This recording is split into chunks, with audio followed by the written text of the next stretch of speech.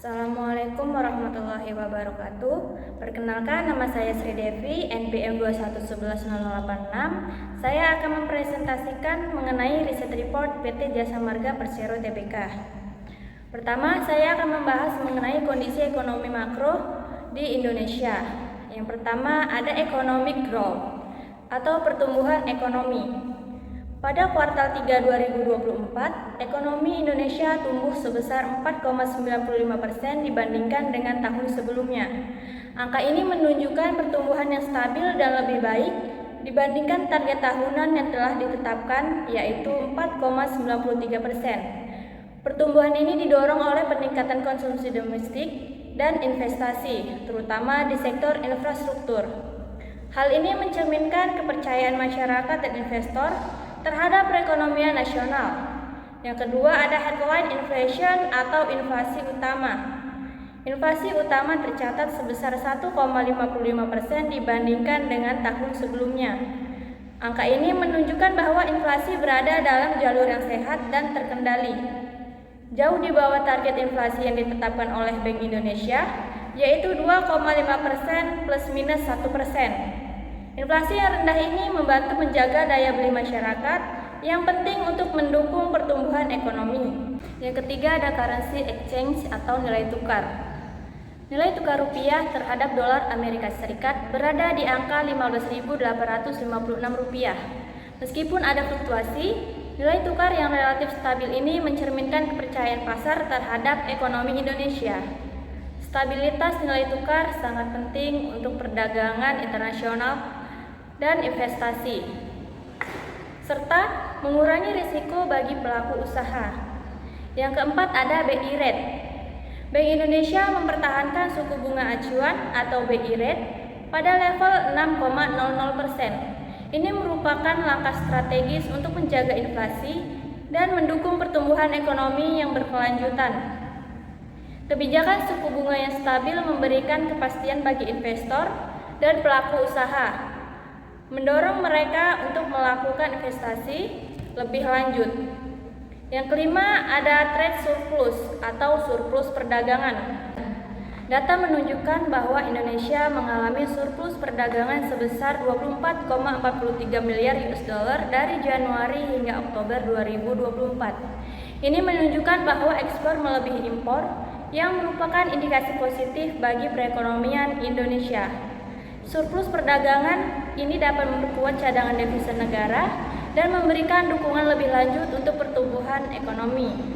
Yang keenam, current account deficit atau defisit neraca berjalan. Neraca berjalan Indonesia mencatat defisit sebesar minus 0,60% dari produk domestik bruto atau PDB. Meskipun ada defisit, angka ini relatif rendah dan menunjukkan bahwa perekonomian masih mampu menutupi sebagian besar kebutuhan luar negeri dengan pendapatan yang dihasilkan domestik. Ini juga menunjukkan bahwa Indonesia masih dalam posisi yang baik untuk menarik investasi asing. Dan yang terakhir yaitu ada foreign reserves atau cadangan devisa. Cadangan devisa Indonesia tercatat sebesar 150,2 miliar US dollar. Jumlah ini memberikan ketahanan finansial yang cukup baik dalam menghadapi guncangan eksternal. Cadangan devisa yang kuat ini juga memberikan kepercayaan kepada investor dan pelaku ekonomi bahwa Indonesia mampu menjaga stabilitas ekonomi. Jadi kesimpulannya yaitu secara keseluruhan, sorotan ekonomi ini menggambarkan kondisi yang positif bagi Indonesia. Pertumbuhan yang stabil, inflasi yang terkendali, dan juga surplus perdagangan. Semua menunjukkan bahwa perekonomian Indonesia berada di jalur yang baik. Kebijakan moneter yang hati-hati, serta cadangan devisa yang kuat juga memberikan landasan yang kokoh untuk pertumbuhan di masa depan. Ini adalah kesempatan bagi kita semua untuk terus mendukung dan berkontribusi pada perkembangan ekonomi nasional. Setelah melihat gambaran umum tentang pertumbuhan ekonomi Indonesia, mari kita dalami lebih lanjut mengenai faktor-faktor yang mendukung pertumbuhan ini, khususnya dalam konsumsi dan investasi. Yang pertama, pertumbuhan ekonomi. Pada kuartal 3 2024, ekonomi Indonesia tumbuh sebesar 4,95%. Pertumbuhan ini didukung oleh konsumsi rumah tangga yang meningkat 4,91% dan investasi yang tumbuh 5,15%, terutama dalam infrastruktur seperti pembangunan ibu kota baru dan proyek lainnya. Pertumbuhan ekonomi yang positif meningkatkan mobilitas dan aktivitas ekonomi yang berimplikasi pada volume lalu lintas di jalan tol. Yang kedua yaitu inflasi dan kebijakan moneter. Bank Indonesia mempertahankan suku bunga acuan pada level 6% selama kuartal 3 2024 dengan fokus menjaga inflasi dalam sasaran 2,5% plus minus 1% untuk tahun 2024 dan 2025 serta mendukung pertumbuhan ekonomi yang berkelanjutan. Dengan inflasi yang terkendali, daya beli masyarakat tetap terjaga dan mendorong penggunaan jalan tol. Yang ketiga yaitu kebijakan infrastruktur.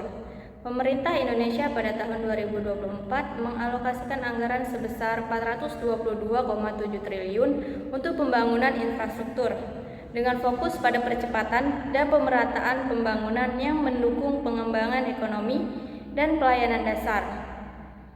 Partisipasi dalam proyek strategis nasional memungkinkan perusahaan memperluas jaringan jalan tol, meningkatkan pendapatan, dan berkontribusi pada konektivitas nasional. Selanjutnya, kita akan melihat dampak dari pertumbuhan ekonomi dan inflasi terhadap salah satu perusahaan infrastruktur terkemuka di Indonesia, yaitu PT Jasa Marga Persero Tbk. Di tabel ini memberikan informasi mengenai data harga saham dan kinerja PT Jasa Marga Persero Tbk saat ini. Saat ini harga saham perusahaan tercatat sebesar Rp4.370 dengan harga tertinggi dalam 52 minggu terakhir mencapai Rp5.700 dan harga terendahnya yaitu Rp4.350, menunjukkan fluktuasi signifikan dalam setahun. Perusahaan ini memiliki kapitalisasi pasar sebesar 31,5 triliun. Beranjak dari kinerja saham PT Jasa Marga, kita akan menyoroti lebih dalam tentang pencapaian dan prospek ke depan perusahaan ini dalam konteks kinerja dan keuntungan. Yaitu ada Highlighting JSMR Promising Performance and Prospect atau prospek Jasa Marga yang menjanjikan. Yang pertama ada total keuntungan Jasa Marga untuk kuartal 3 2024 adalah 7,29 triliun atau 3,78% lebih tinggi dibandingkan dengan kuartal sebelumnya. Secara tahunan, pendapatan tol Jasa Marga naik 30%, didorong oleh kenaikan tarif di sejumlah ruas tol Trans Jawa, yaitu Jasa Marga Semarang Batang, Jasa Marga Solo Ngawi, dan Jasa Marga Ngawi Kertosono. Hal ini membuktikan komitmen perseroan untuk tetap mencapai target meningkatkan kinerjanya. Yang kedua yaitu total aset dari Jasa Marga untuk kuartal 3 2024 adalah 151,76 triliun atau 13,61% lebih tinggi dari kuartal 2 2024 sebelumnya. Dari total kewajiban meningkat sebesar 4,10% dalam kuartal 3 2024 hingga 95,7 triliun. Yang ketiga, EBITDA Jasa Marga adalah 11,50 triliun dan margin EBITDA saat ini adalah 43,14 triliun. Untuk memahami lebih lanjut, mari kita lihat kinerja konsolidasi PT Jasa Marga Persero Tbk dari tahun 2022 hingga proyeksi 2025 yang mencerminkan pertumbuhan yang berkelanjutan. Gambar ini menunjukkan kinerja konsolidasi PT Jasa Marga Persero Tbk dari tahun 2022 hingga proyeksi tahun 2025.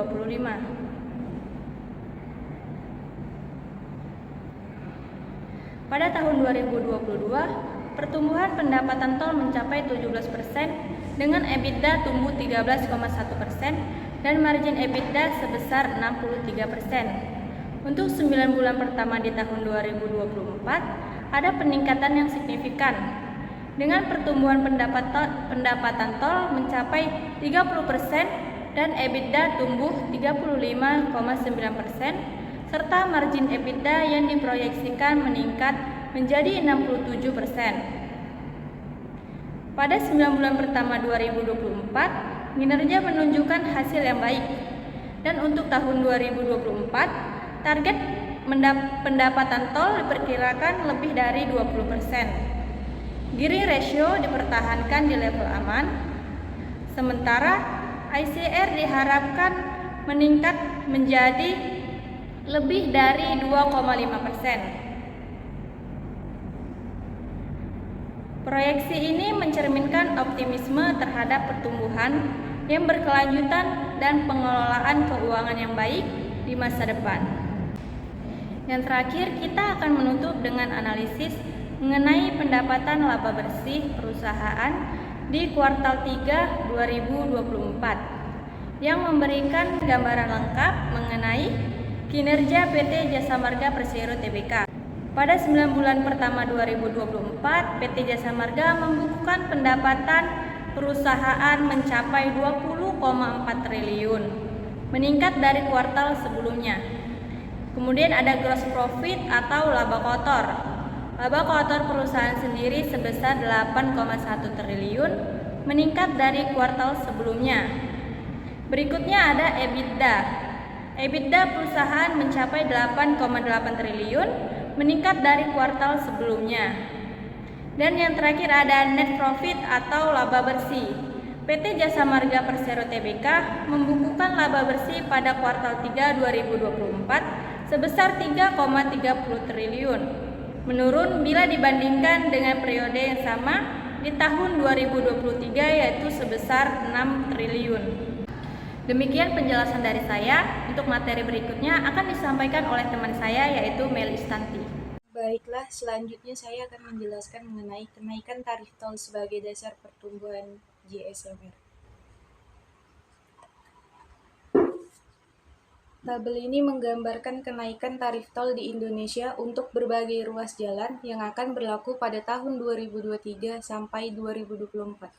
Salah satu ruas yang mengalami kenaikan signifikan adalah Kunciran sampai Cengkareng, di mana tarifnya meningkat dari 15.000 menjadi 20.000, yaitu kenaikan sebesar 33,3%. Ruas Serpong ke Pondok Aren juga mengalami penyesuaian, dengan tarif yang meningkat dari 12.000 menjadi 16.000, mencatat kenaikan yang sama, yaitu 33,3%. Di sisi lain, ruas Jakarta ke Cikampek menunjukkan kenaikan yang lebih tinggi, dengan tarif untuk segmen tertentu naik dari 4.000 menjadi 5.500. Ini mencerminkan kenaikan sebesar 37,5%. Kenaikan tarif ini dijadwalkan berlaku pada tanggal yang berbeda, mulai dari 1 Januari 2023 hingga 21 Februari 2024. Menandakan perencanaan yang matang dari pihak pengelola.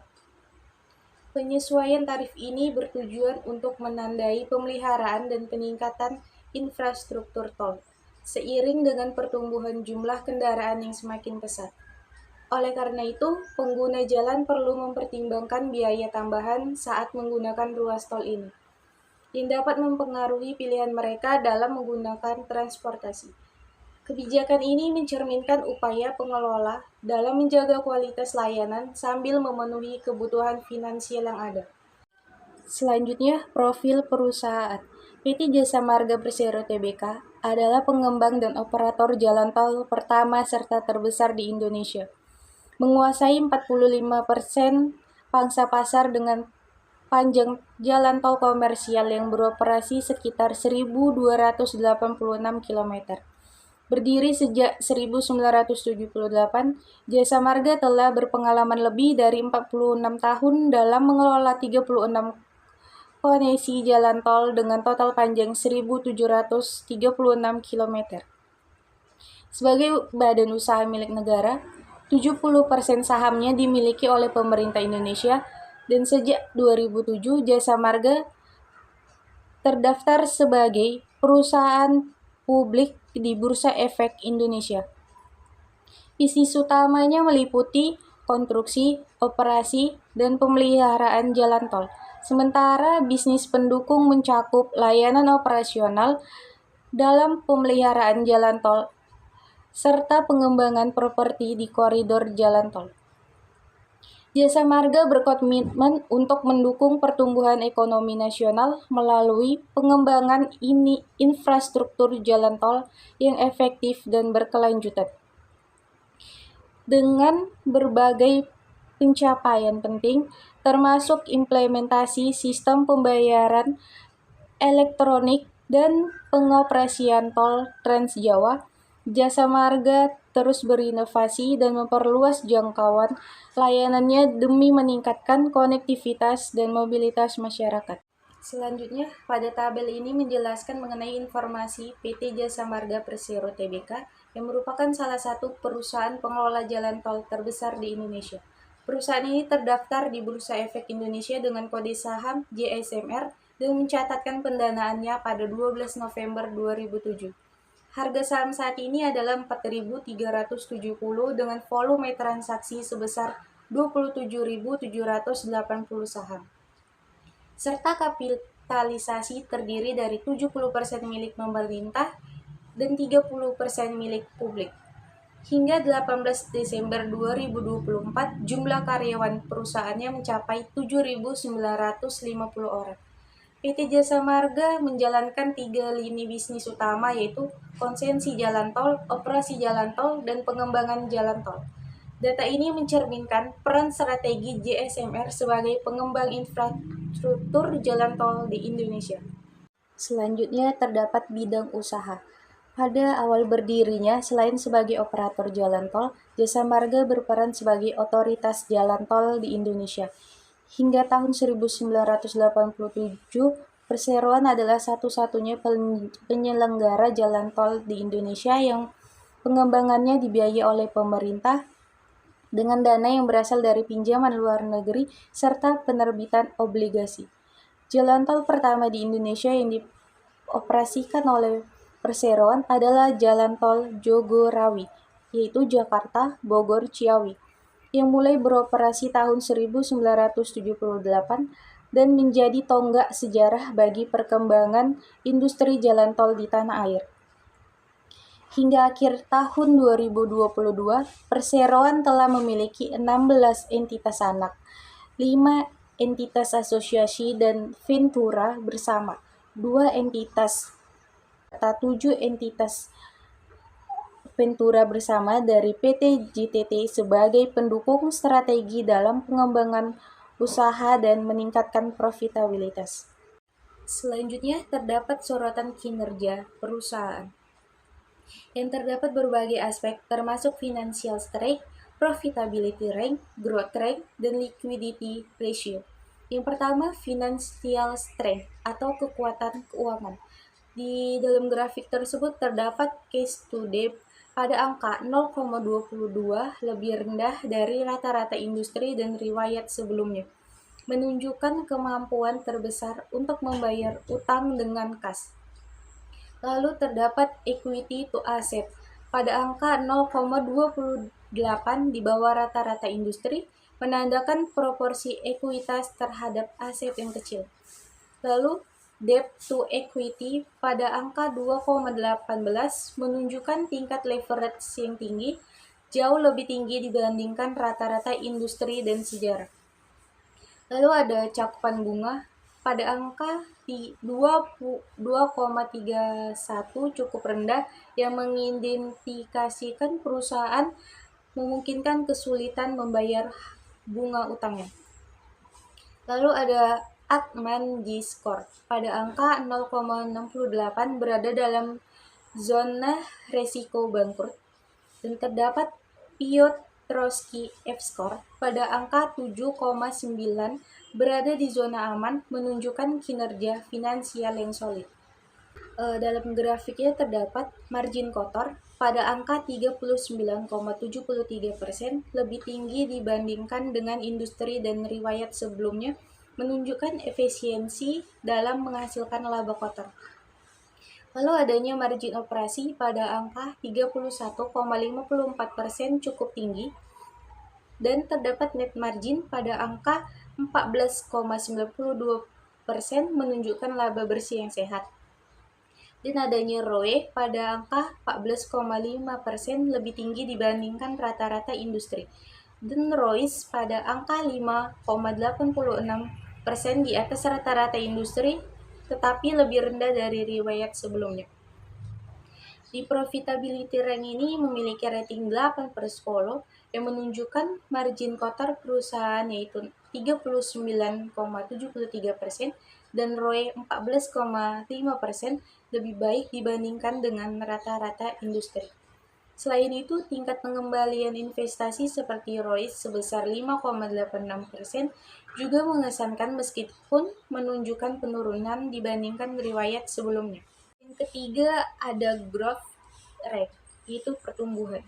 Dalam grafik itu terdapat tingkat pertumbuhan pendapatan 3 tahun pada angka 15,9% menunjukkan pertumbuhan pendapatan yang stabil, dan adanya tingkat pertumbuhan EBITDA 3 tahun pada angka 42,2% yang sangat tinggi dibandingkan rata-rata industri, menandakan peningkatan signifikan dalam laba sebelum pajak, bunga, depresiasi, dan amortisasi.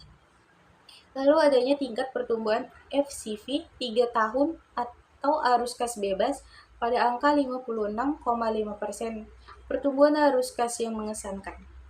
Lalu ada tingkat pertumbuhan buku 3 tahun pada angka 13,5%, cukup kuat dibandingkan riwayat sebelumnya. Pada growth track ini memiliki rating pertumbuhan yaitu 8/10, yang dikarenakan didukung oleh tingkat pertumbuhan EBITDA 3 tahun sebesar 42,2%, jauh melebihi rata-rata industri. Namun beberapa indikator seperti estimasi pertumbuhan pendapatan 3-5 tahun menunjukkan kinerja lebih rendah dibandingkan sebelumnya. Lalu yang keempat ada rasio likuiditas. Di dalam grafik itu terdapat current of ratio pada angka 0,79 di bawah rata-rata industri yang cukup rendah, menunjukkan kesulitan dalam memenuhi kewajiban jangka pendek. Lalu ada rasio cepat pada angka 0,78%, serupa dengan rasio lancar yang rendah. Lalu adanya rasio kas pada angka 0,51%, menunjukkan cadangan kas yang terbatas. Lalu adanya hutang hari pada angka 14,72 hari, lebih rendah dan rata-rata industri menunjukkan waktu pembayaran kepada pemasok yang lebih pendek. Rasio likuiditas cukup rendah dengan rasio lancar 0,79 dan rasio cepat 0,78%, di bawah rata-rata industri, menunjukkan potensi risiko dalam memenuhi kewajiban jangka pendek. Selanjutnya, penjelasannya akan dijelaskan oleh teman saya. Kemudian lanjut ke resiko. Dengan lebih dari 36 konsesi jalan tol yang tersebar di berbagai wilayah Indonesia, Jasa Marga terus melanjutkan pengembangan infrastruktur jalan tol baru. Untuk mendukung itu, perusahaan mengalokasikan anggaran besar untuk belanja modal.